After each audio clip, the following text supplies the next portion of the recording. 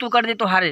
खोजिला top लागेलू कमरिया कमरिया कमरिया करेला पालप लॉलीपॉप लागेलू। उजिला टॉप लागेलू कमरिया कमरिया करेला पालप लॉलीपॉप लागेलू। लॉलीपॉप नहीं झाट लागेलू। तो हने के जवन मांगे तवन रोडिया पे जन ऊपर नीचे हिलाओ तो ना लइका देखिए तो लगिए नोचा कबार। कबू लड़का हमार छेड़खानी करलन हई करलन हऊ करलन थाना पुलिस कर दे बुझा के। अब जन हिलावत हूँ अपन गलती तो ना बतेबू। ई तोहार जवैया देखी तो का कही शादी करी तो के शादी करी एक का बेरी में तलाक करी छोड़ ले छोड़ दे जा जा जा घर बा जाए मर्चा का दुकानी दे तो। अरे डॉक्टर साहेब दीही दवाई बहुत भइल टेंशन बा। तू को मोरा से प्यार करेलू यही से भइल रिएक्शन बा। तू को मोरा से प्यार। अरे डॉक्टर साहब देही दवाई बहुत भइल टेंशन बा। टेंशन नहीं तो का हुई झाट हुई। जब रहल तो हमसे शादी करे तो दूसरे से मिलत रहलू छुप छुप के। जब दू जने से मरवाइबू तो टेंशन ना हुई तो का हुई। जा बच गईलू लोड नहीं भइलू जाके नहीं लोड हो जैतू ना सफाई करवा पड़ जात गिरवावा पड़ जात रे तोरी बहन से आग मारो। डॉक्टर साहब से पूछा तू अब डॉक्टर साहब तो के झाट बतैहन करवावत पहले डॉक्टर साहब से पूछ रहलू तोरी बहन के आग में दाद तोरी बहन चोदन आई थे।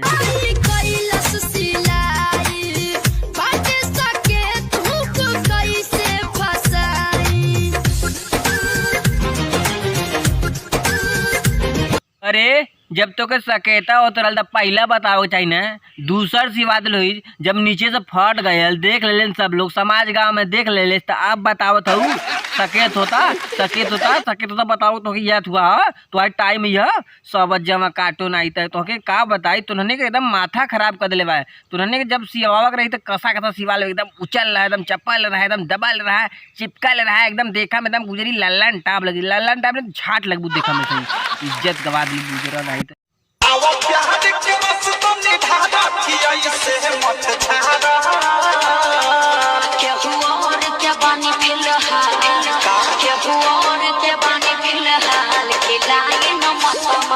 ये तोरे बहन चोद जब केहू और के बाली फिलहाल तो झाट के बारे के हमसे मिले हैं लाइन न मार का मार सरकार मारो सही तरह तो उन्होंने दिमाग खराब कर रख दिले का बताए रे दादा तो उन्होंने हई जन बांध के जन हई से ऊपर नीचे जन लचकावत है ना बंद कर दे इंस्टाग्राम में अंड बंड बनावा सही काम करा तुमने नहीं का बताई। अरे दादा तो उन्होंने देख के लड़का लवंडा कुल बिगड़ जाता है पढ़ाई लिखाई छोड़ देते मन करता शायद ढरकी फरकी कुल लगत मारा ही में।